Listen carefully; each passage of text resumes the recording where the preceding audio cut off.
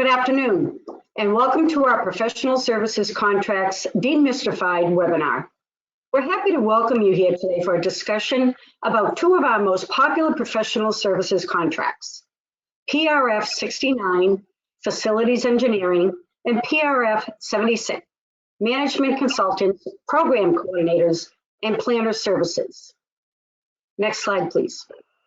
Before we begin the presentation, I do have a few housekeeping items to share with you. First of all, today's session is being recorded and will be shared with you within the next 24 hours. If you are experiencing any audio issues, click Audio in the control panel and select the phone call option to receive dial-in information. All participants will be muted during today's session, and hand raising has been disabled as well. There will be a 15-minute question and answer period following the last presenter. Please click on the Questions tab in the control panel to enter your question. We'll try to get to as many questions as time allows, and you can enter your question at any time during today's presentation. A copy of this presentation and a few additional resources, including the statewide contract reference sheet, are available in the GoToWebinar control panel under the Handouts tab. Click on any handout to access and save a copy. Next slide, please. My name is Jennifer Forsey, and I'm joined today by my colleagues, Patricia Burke from the local government team, as well as Anne Maria Bennett and Marge McEvitt from the OSD sourcing team. Next slide, please. Today we'll be reviewing the PRF 69 Facilities Engineering Services and PRF 76 Management Consultants, Program Coordinators, and Planner Services contracts. We'll be covering why we chose to spotlight professional services contracts, an overview of both the PRF 69 and 76 contracts, benefits of using these statewide contracts, as well as the statewide contract index, also how you can partner with the local government team. Then, as I mentioned earlier, there'll be a 15-minute question and answer period. We'll close our session today with a brief survey. We'll post a link to the survey in the chat during the question and answer period. It should only take 1 minute to answer 5 short questions. And please take a moment to send us your feedback about today's presentation, but also we'd appreciate any input you have or any ideas for future OSD webinars. Now let me turn it over to Patricia Burke to provide background information on our PRF contract series. Good afternoon, everybody. Thank you, Jen. I welcome each of you here today to this amazing webinar. I begin this presentation with this staggering fact. Less than 10% of all PRF contract spend came from municipalities in 2022. The local government team wanted to understand why that was. With $131 million in contract sales, it seemed that municipalities were not participating in these contracts. We analyzed spend, we sought feedback and asked questions of our clients, and we concluded that the contracts were underutilized by municipalities in part due to a lack of awareness of their existence, perhaps misunderstanding or not understanding what services were available, and uncertainty on how to best use these contracts. Today's webinar is our effort to make clearer to you the many options and wide range of services conveniently available. It is our goal to empower you with increased knowledge and an understanding of these contracts so you may leverage OSD resources to help ensure successful engagements. So let's get started with a visual sample of the services that are offered in the 2 contracts that we're focusing on today. Next slide. So as shown here in this word cloud, this is just a small sampling of the types of services that are available on both PRF 69 and PRF 76. In 2022, municipalities posted 152 bids for common services such as engineering, consulting, design, and planning. We believe that the OSD contracts could have satisfied many of these public bid requirements for just these 4 key services. Considering 20 categories between the 2 contracts and more than 100 keywords between them, we are confident that after this webinar, you may find that you are more likely to use the OSD contract solution, resulting in fewer public bids while improving the speed to delivery and project completion once you maximize the value of the contract. Next slide. So your key takeaways this afternoon will be to have clarity and confidence on what is available and how best to use these contracts. The procurements have been done. Our vendors are ready to share their expertise and resources to deliver your project on time and on budget.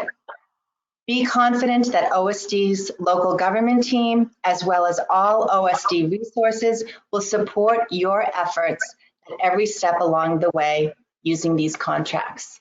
Next slide. So just a quick test of knowledge. Here is our first poll question that we'd like you to participate in. If you would, please estimate how many engineering firms may be hired using OSD PRF 69 Facilities Engineering Services Contract. Less than 35, 36 to 50, or more than 50. You may enter your response now.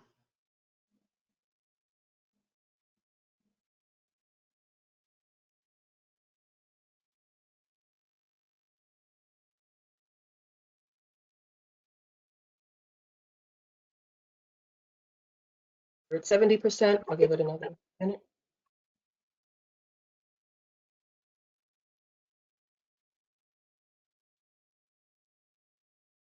The suspense.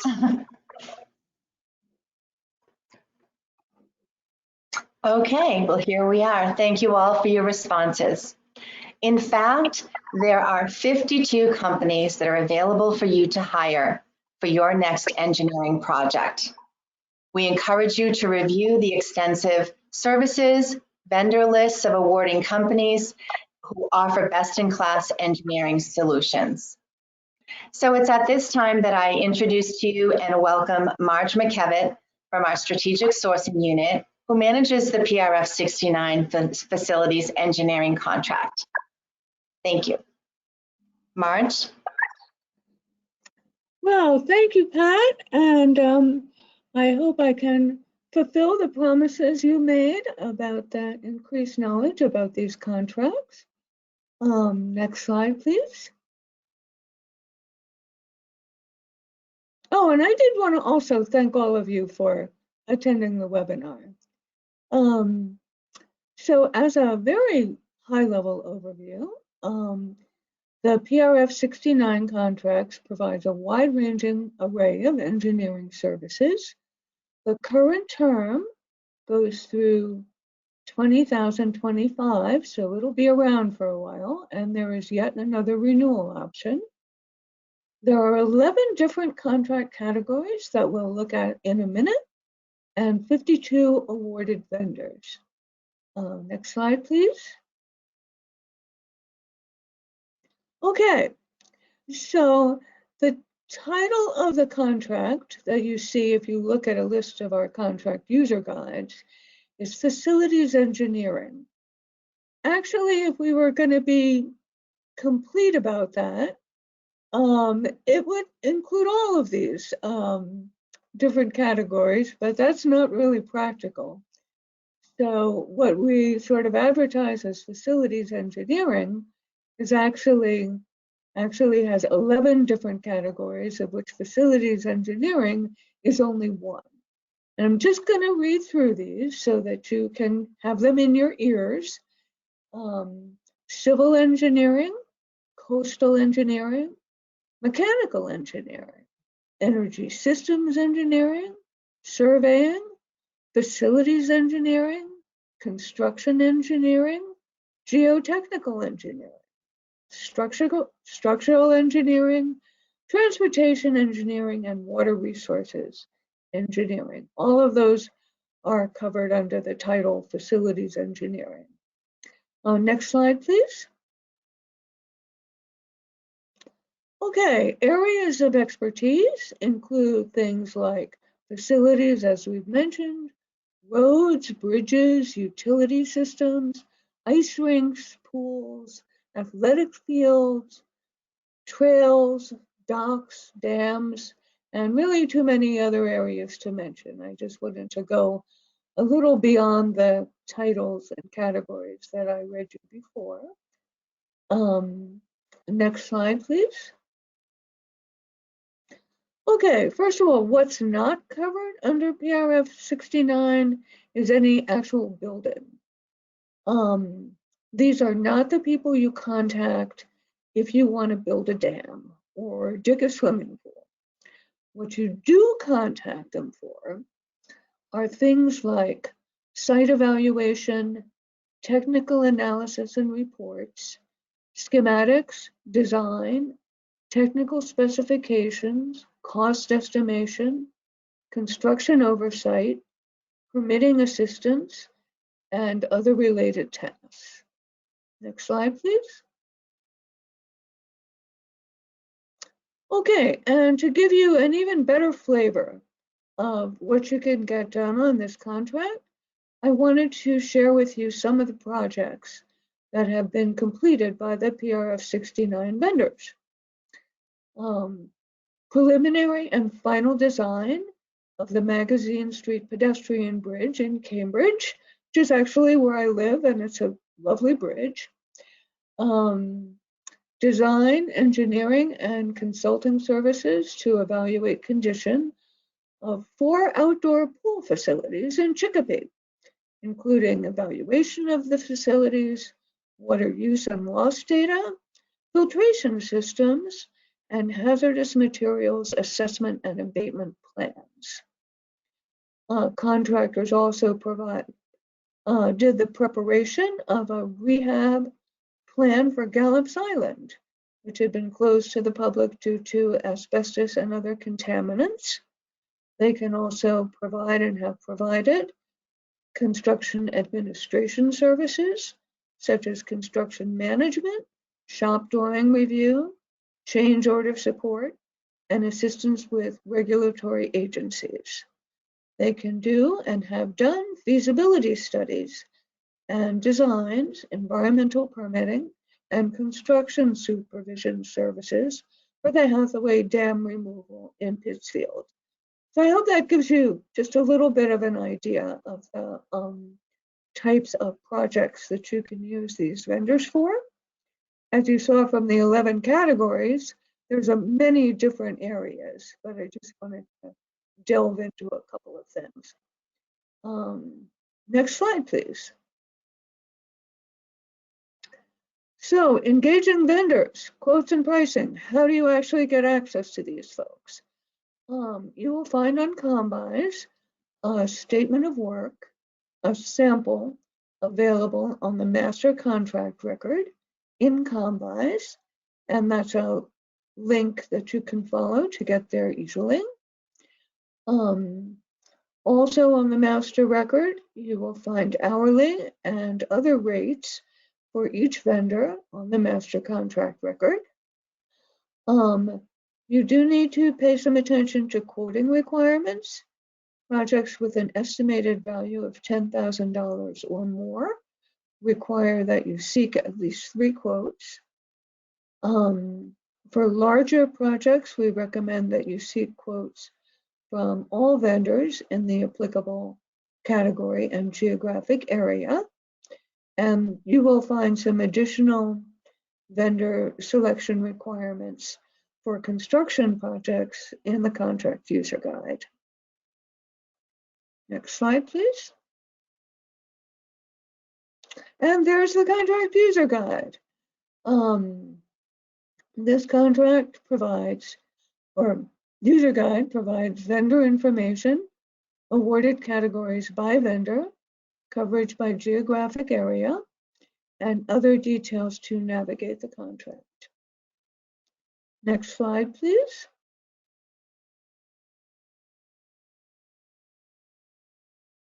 And I think this is over to Pat.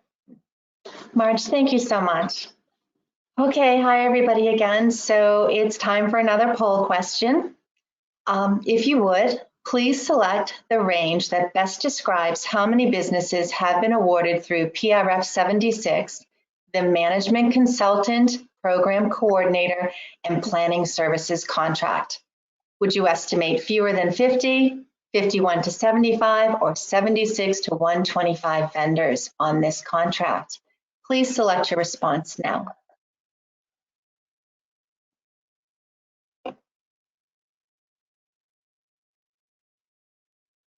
At 67%. Give it another 5 seconds.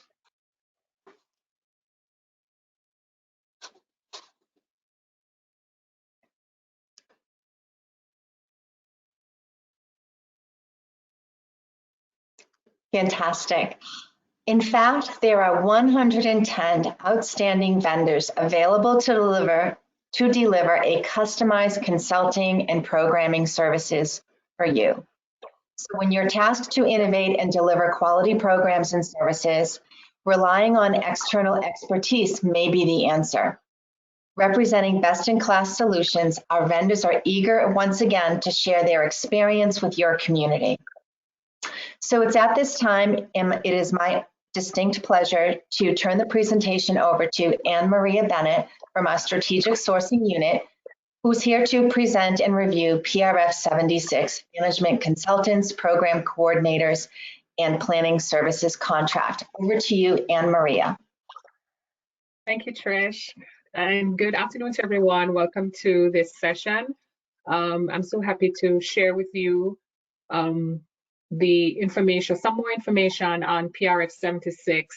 It's one of those contracts that is so widely used within the Commonwealth because it covers such a wide variety of services. If you could go to the next slide, we'll talk a little bit more about this contract and what it does. So it's relatively new. It started in October of 2022 and it has a 5-year term. So that will take us to the end of September 2027. And it has 9 contract categories with, as Trish mentioned, 110 current vendors. It has quite a number of vendors, and it was very deliberate for us when we were rebidding this contract last year, because we wanted to significantly expand on the number of, especially the number of small and diverse businesses that were able to become a part of this group of vendors. So if you go to the next slide, please.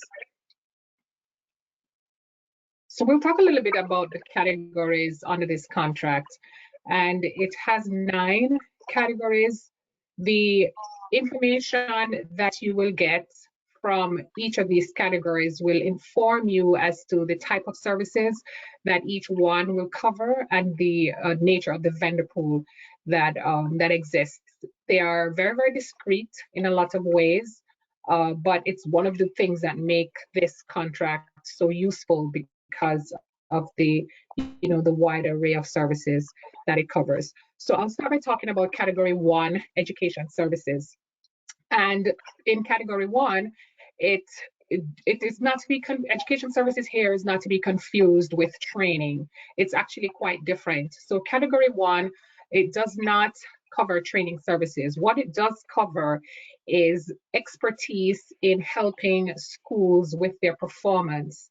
So vendors under this category, they are experienced in providing, for example, project management for school districts to help them with their performance reviews, where there are schools who are operating underperforming or at low performance levels. These vendors will act as school turnaround operators. They will provide expertise to the schools to help them to improve their performance and for them to to be better at what it is that they do. This contract category also helps with development of curriculums, helping specifically as it relates to pre-K to 12 students in this regard, the development of the curriculum, the development of instruction and assessment content for the school administrators. And it also helps with developing educational leadership evaluation, coaching, and other leadership training for our school professionals.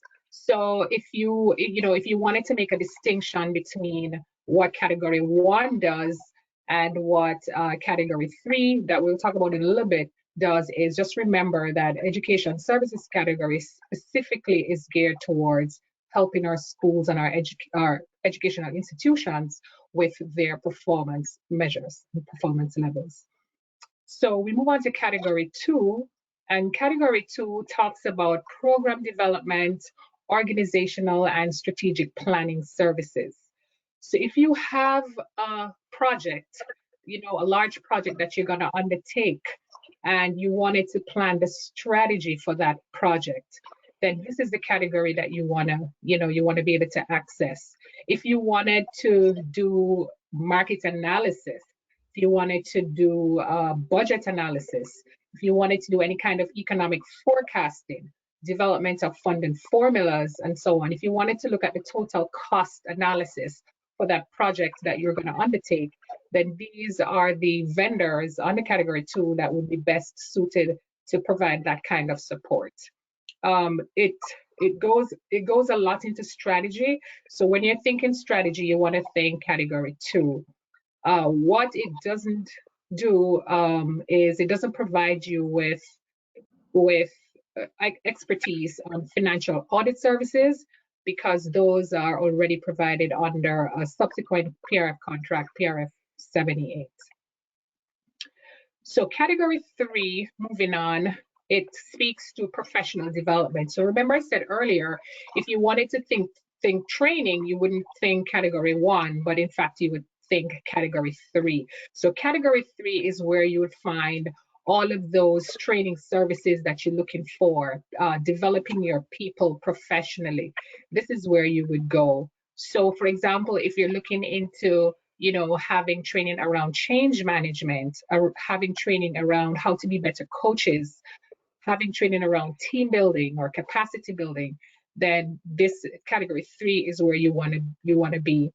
I just recently concluded project management training, and the trainer, incidentally, was from category 3, from PRF 76 contract, and it was really very good. So I'm just saying that to say that there are really some good vendors, some really qualified and expert vendors under this contract category that can assist you with those needs.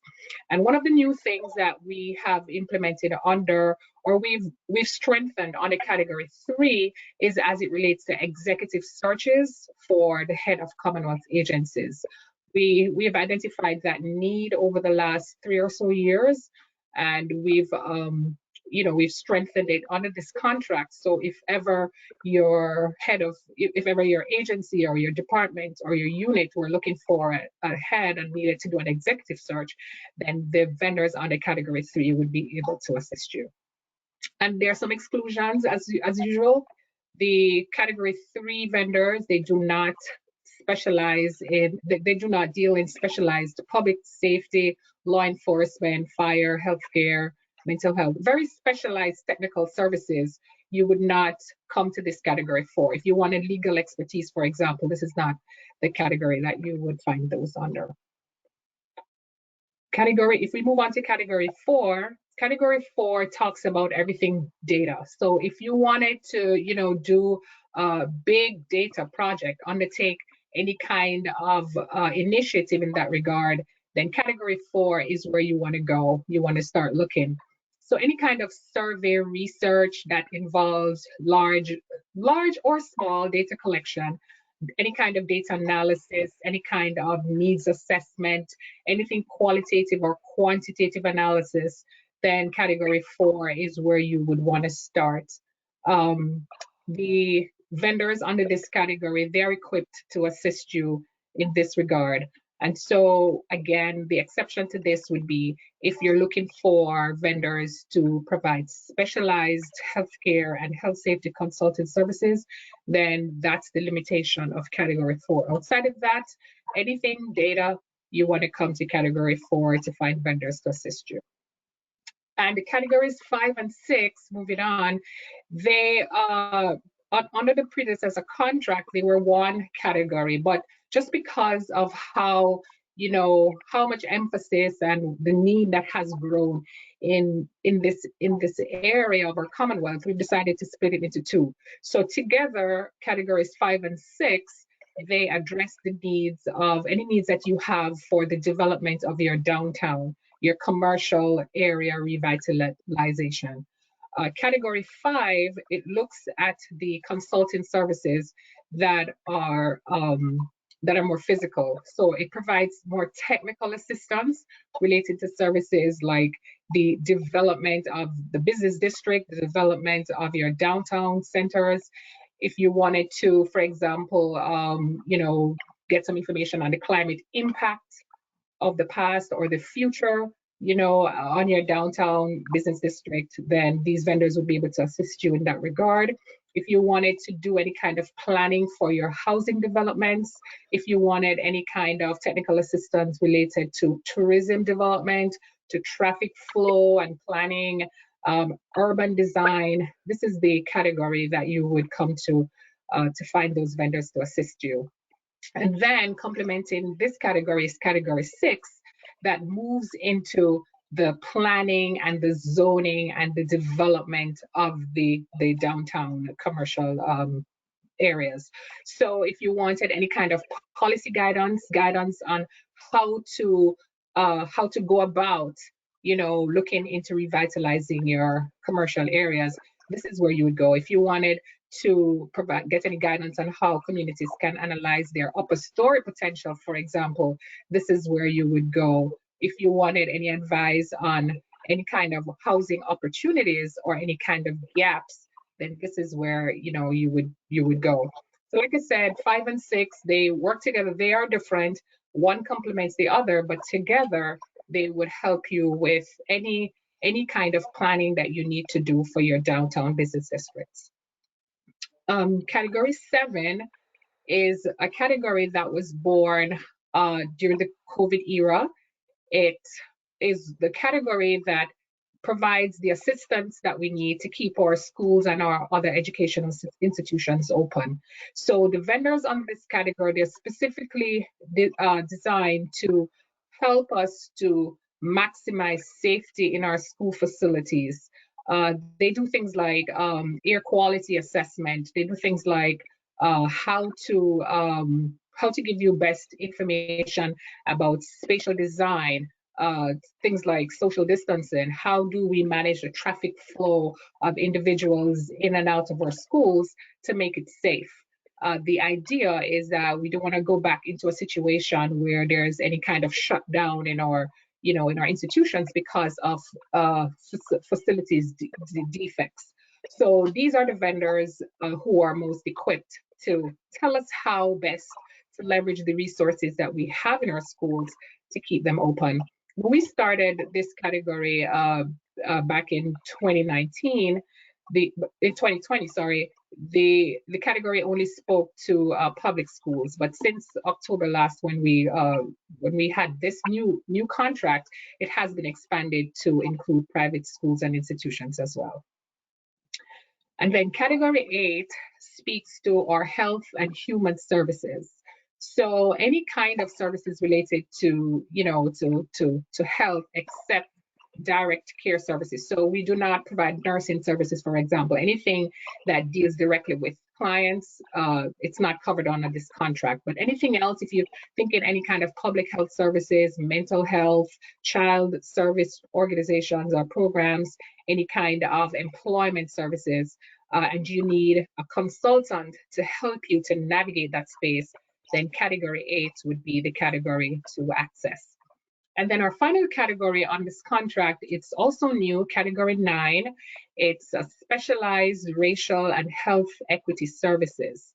And this category has been, born out of the need for us in the Commonwealth to be more strategic in our planning using a racial equity framework. And racial equity, but it also speaks to more than just race. It also speaks to equity in health services as well. So it provides, training to organizations, departments, units that want to, be more mindful of equity in hiring and retention. For example, if you wanted to develop a framework within your own units, your own teams, about being more culturally aware, about being able to avoid microaggressions and and stuff like that, then defenders under these categories would be more than equipped to assist you. So we just wanted to call out, like, for example, training around strategies to engage Black, Indigenous, and people of color, the Latinx population, individuals who do not speak English, or for who English is not their preferred language, anybody who has not have access to transportation, whether it's public or personal transportation, if they're individuals with disabilities, and so on. So again, it's a new category, but the need in the Commonwealth for these kinds of services, it's very great, it's very real. And so we thought that incorporated it under PRF 76 would be a great way for us to service the needs of the Commonwealth and to leverage the expertise of these vendors. And so if you move to the next slide, please. So pricing and quote requirements, similar to what Marge mentioned about PRF 69, PRF 76 also has a requirement for requesting at least one quote for those engagements that are less than 10,000 in value, and also to have 3 written quotes for those engagements that exceed 10,000 in value. It's this contract, unlike PRF 76, unlike PRF 69, does not have a price file, primarily because of how discrete the different services are. So rather, this is a fee for service contract, and what this means is it's just that you as the buyer, when you engage the vendor through your RFQs, you will determine what you want your compensation structure to look like. So sometimes it will be best, based on what you're doing, it will be best for you to ask for hourly rates. Sometimes it would be best for you to ask for a project rate. Sometimes it would be best for you to have that, translated into milestone payments and so on. But it all depends on what it is that you're doing and what works best for you. So what we do allow you to do is to always be mindful that you can negotiate whatever the vendors will put forward in their bids. You are able to negotiate and to sign off on what is accepted between yourself and the awarded bidder. And just as a point of note, we do have a statement of work template as a part of our master contract record in Combis. You can feel free to use that when you're engaging with the bidders, but you are also able and allowed to develop your own scope of work depending on your own projects. Next slide, please. And finally, the contract user guide, as Marge mentioned, this is a tool that it's very useful, I find, especially if you're new at navigating the contract. It does provide you with quite a bit of information about how to use the contract. It also gives you information on the vendors, all the 110 vendors that Trish mentioned. They're listed in this guide. You will find their contact information, and you will also find the categories under which they're awarded. So whenever time you are, you're ready to use this contract, this is where you would go. And the vendors, the contact information is there. You can always reach out, and then I'm sure they will be more than willing to participate with you in your project. And so at this time, I'll turn it back over to Trish. Jen, Thank sorry. you. That's okay, I'm here too. Thank you, Anne Maria, and thank you, Marge. Something I hear quite often from my municipal clients is, how can I find what I'm looking for in these contracts? How do I get access to information? How do I know what contract I want to look at? There are a number of OSD resources available to you, starting with the statewide contract reference sheet and contract user guides. You also have access to the statewide contract index, where you can search for PRF services using keywords. And you can do this for any of our over 100 statewide contracts. And as always, you can contact the help desk or your local government account manager. Next slide, please. Just as a reminder, all of our actively managed contracts comply with 30B, and they save you the time of costly procurements and offer comprehensive selection of goods and services, all with competitive pricing and additional pre-negotiated benefits. Next slide. And before we move on to the question and answer period, I just want to encourage everyone to please sign up for the next professional services webinar, which will happen in 2 weeks from today, January 26th, from 1 to 2 p.m., where we'll be covering PRF 70, advertising, marketing, and event planning services, and PRF 75, foreign language interpretation and translation services. You can use this link in the downloaded presentation to register, or you can go to our website, mass.gov/OSD, and scroll to the bottom of the page. Next slide. I would like to reiterate that the local government team is here to support you. If you have additional questions going forward, please don't hesitate to reach out to us. We're committed to working with every municipal organization throughout the state. Whether we're answering your contract and procurement questions or helping you set up a custom training class for you and your employees to become more proficient in using the Combi's e-procurement system. Now I'd like to hand it over to Miriam Stein for the question and answer portion of today's presentation. Miriam? Thanks, Jen, and a wholehearted thank you to all of our presenters. At this time, we invite our audience to share with us any questions you may have. Susan, if you could give us the next slide. You can access the control panel and select the questions tab to send questions your way, or our way rather. However, before we begin the Q&A period, I encourage all of our attendees to access the chat feature in the control panel. We've posted a link to a 1-minute survey and would very much like your thoughts about today's presentation, as well as what topics you might like us to cover in the future. So please select the link in the chat to open the survey in your browser, and we thank you in advance for any and all of your feedback. So now to the Q&A. We do have a couple of questions to get us started. The first one is from Barbara, and Jen touched on this a little bit, but I don't know if any of our panelists would like to weigh on this any further. So Barbara tells us that she is a Massachusetts Certified Public Purchasing Official, and she does a great deal of procurement for a small municipality, and she recognizes the value of statewide contracts and wants to use them. Her obstacle is that she doesn't understand how it fits in with 30B requirements.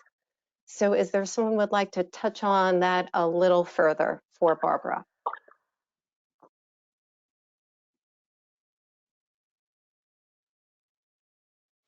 Well, sure, I can take that. So thank you, Barbara, for that terrific question. I hope I do it justice, but just to assure you that any contract that OSD develops, we conduct that procurement in a very public, fair, open, and competitive process.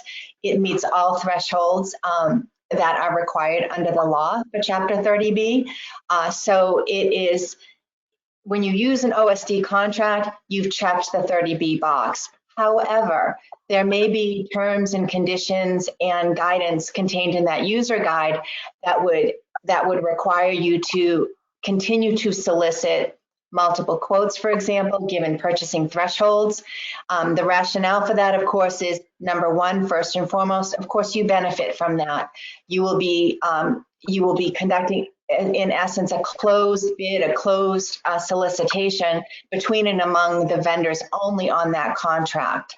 So to that extent, our RFR process, when we develop a contract, sourcing can chime in. I've heard that the loose statistic of it typically takes OSD maybe up to 6 months to develop a contract. All of the necessary steps and procedures, and again, the Office of the Inspector General certifies our contracts as fully complying. So that's in the 30B space, in the 149 space, and really any of our contracts that would involve any type of work that would include that which is considered construction. We are always capped at $50,000 in labor only, subject to prevailing wage rates. So the materials on those projects certainly can well exceed that 50,000. The only limitation is the labor only. So not to over-explain, I hope that answers your question, that it's in the original procurement that we have conducted to develop the contract where that 30B satisfaction has taken place. You don't need to duplicate the steps in the procurement charts issued by the Inspector General's office. We've done that. Trish, thank you very much. Moving on to our next question from Catherine. This was a PRF 76 question regarding category 7, which is the DESI Facilities Technical Assistance Services and Operations category. And her question is related to whether or not this can be used by private schools. So yes, Catherine. So when we just started this, when we added this category to the contract back in 2020, it was only geared for public schools. But when we did the rebid last year, we met with DESI. You know, they spoke to us about the need to have this expanded to include private schools as well. So just since the new contract launch in October of 2022, we've included private schools as an entity that's also included under this contract category. Okay, thank you, Anne Maria. The next question was covered briefly by Jen when she talked about the next webinar series that we're going to be offering. She's asking which professional services contract provides translation services. Does anyone want to tee up a little bit about what we'll be covering through PRF 75?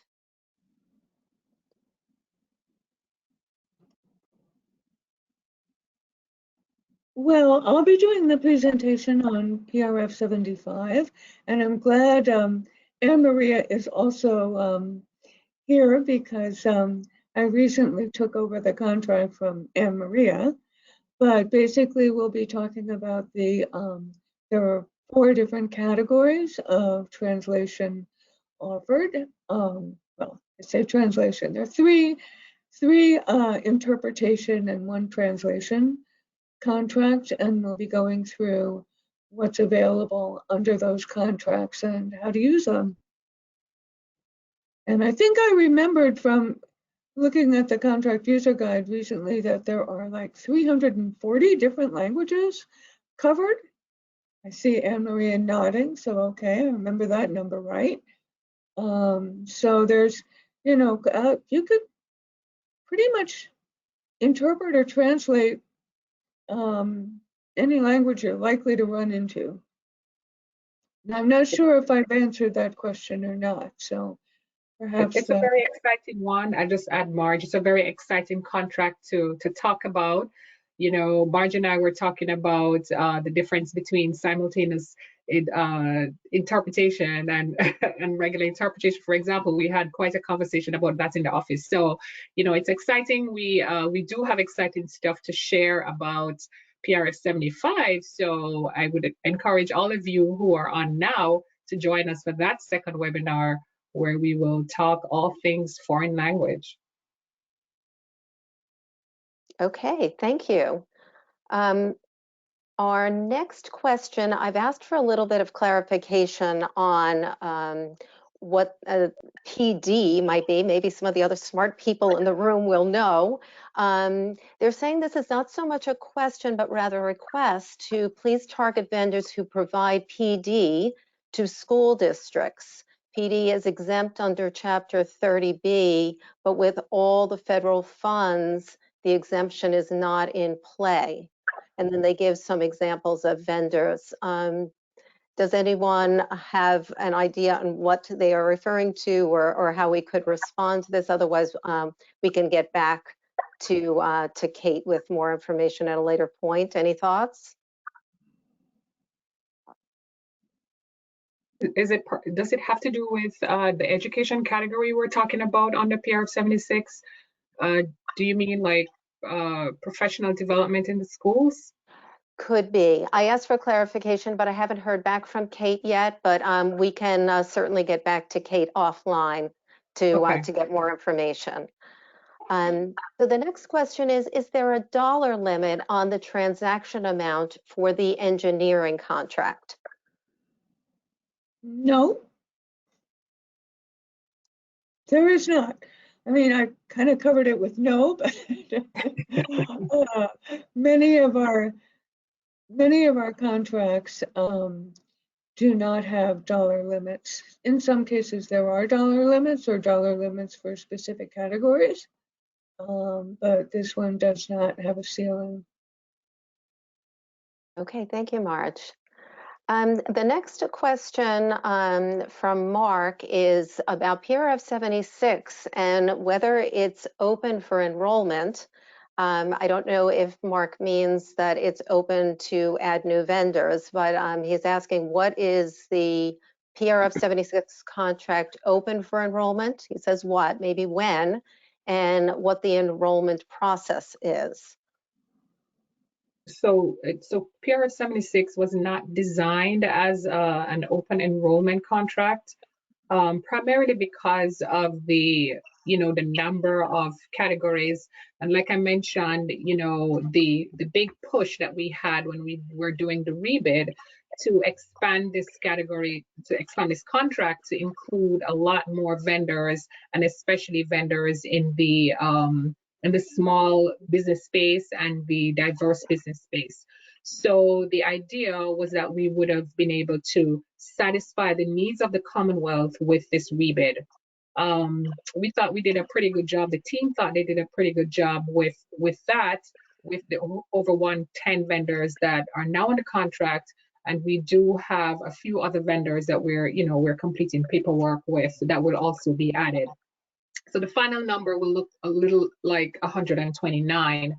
So the idea, Mark, is to have the contract run for 5 years. And then at the end of that 5 years, then we would go through another rebid process where we would, invite again anybody who wants to put a bid in to be a part of that contract. Because of how dynamic our world is, it doesn't mean that we will not, be made to reopen if the situation arises. It happened to us in 2020 when we had to reopen the predecessor contract, PRF 61, to include that category I mentioned on DESE and the school districts and helping schools. So whilst it's not a part of our plan, it could possibly be that if the need arises, and if we needed to open the contract for whatever reason, that we would. But as it currently is designed, it's not designed for open enrollment. It's designed to run the full term until the end of September 2027. Okay, thank you, Anne Maria. A question from Krista.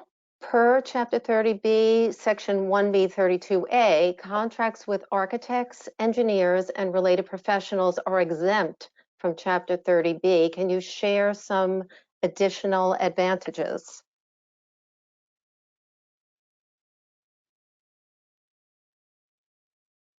Additional advantages to using the contract? That is my assumption. I'm reading the question verbatim. Do you want to take that one, Marge? The benefits of using the contract? Not sure I understand the question. So they had another note a little further down. One moment.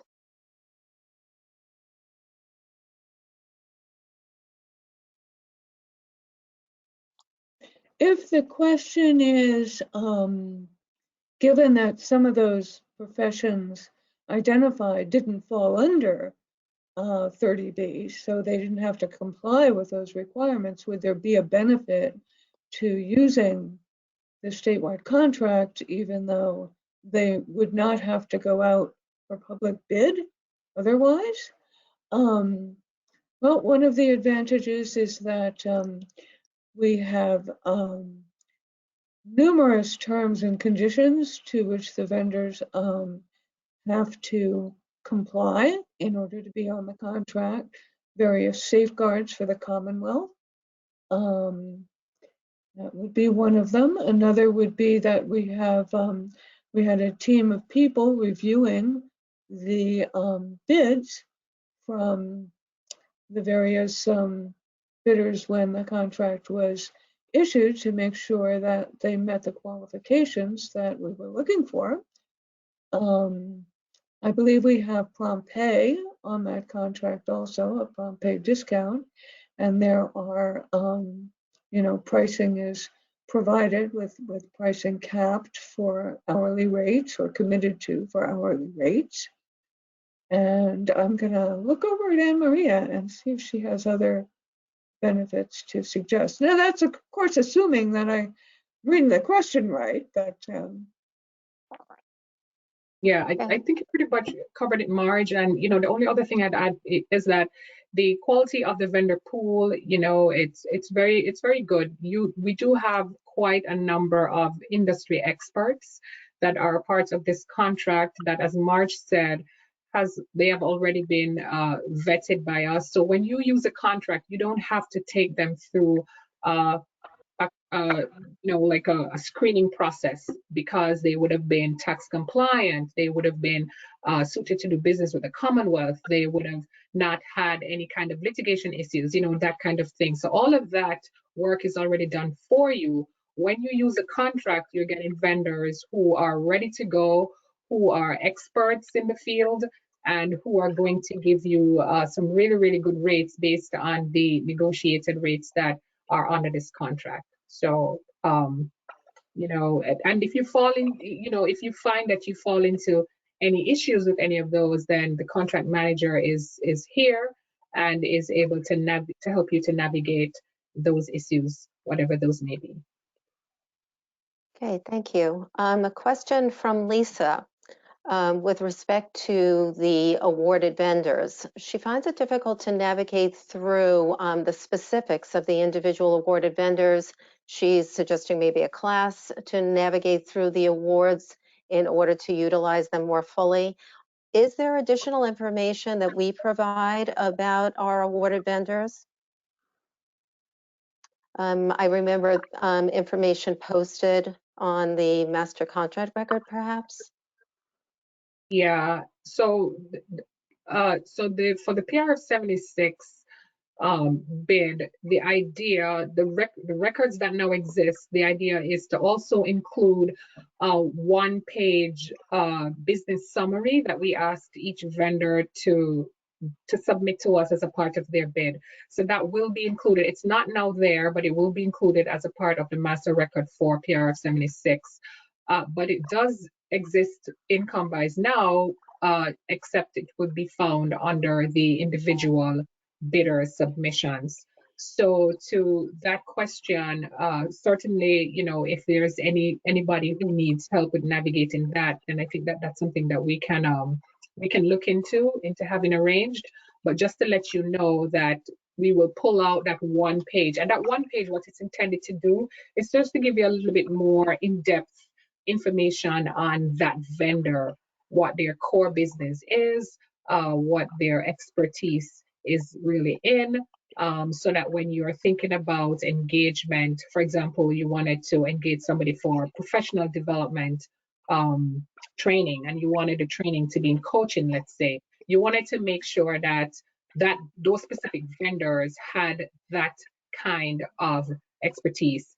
Because there are many things that you can access from that professional development category. So that's what that one-page information is intended to provide, that additional details into the core competencies of the bidder. So it will be there. I feel like if we gave the local government team the heads up as when it's there, then that's something that they could possibly share with this group that's on the call today.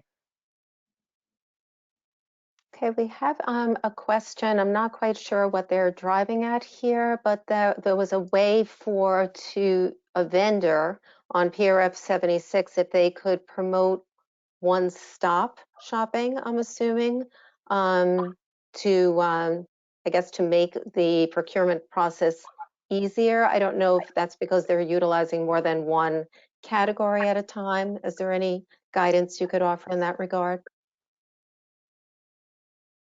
So that's so unfortunately the limitation that exists with the way the contract is set up system-wise.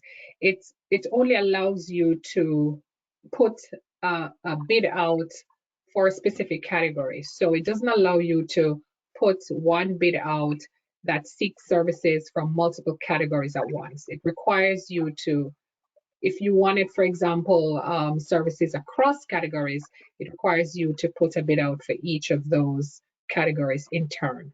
So if that's what the individual meant by one-stop shopping, then that would be where we would say you would have to develop different RFQs for the different categories of service that you're trying to access on the PR 76.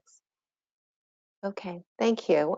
We do have a couple of other questions. I see that we're just at time over the next minute, but the very last question that is being asked by Lisa is, will we be distributing the Q&As to attendees?